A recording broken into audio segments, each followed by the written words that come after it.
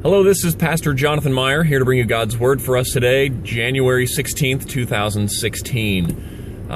We're just about to, Emma and I, she's in the vehicle with me, we're about to make a trip to Indiana after having just had a fun time at a wedding and reception for Ben and April Parviz. It was a good time. Now we're just about to embark on the journey to Indianapolis. But before we do that, we have a reading from the Gospel according to St. John, chapter 6, verse 16. Yesterday we looked at Jesus and how he was feeding the 5,000, and he left them, withdrew from the 5,000 people because he said he perceived that they were about to take him by force to make him king.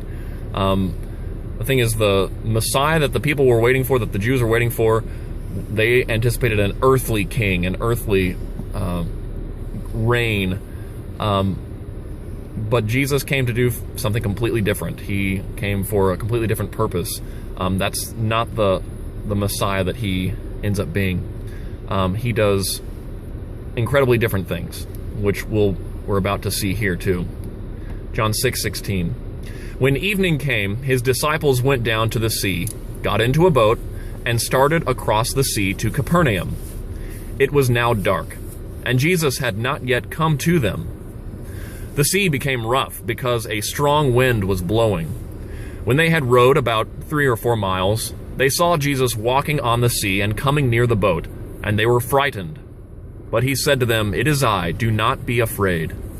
Then they were glad to take him into the boat, and immediately the boat was at the land to which they were going.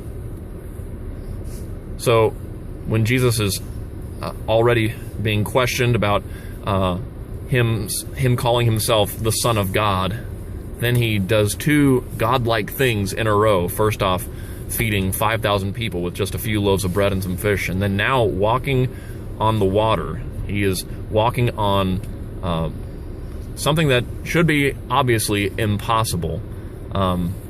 And when you look at the cosmology of the day and how they interpreted water as this scary thing that had to do with death and everything, when Jesus is walking on water, it proves that he has power over death. And there's more that we could talk about with that, but I've got a drive to do, so we'll see you tomorrow. Blessings on your evening.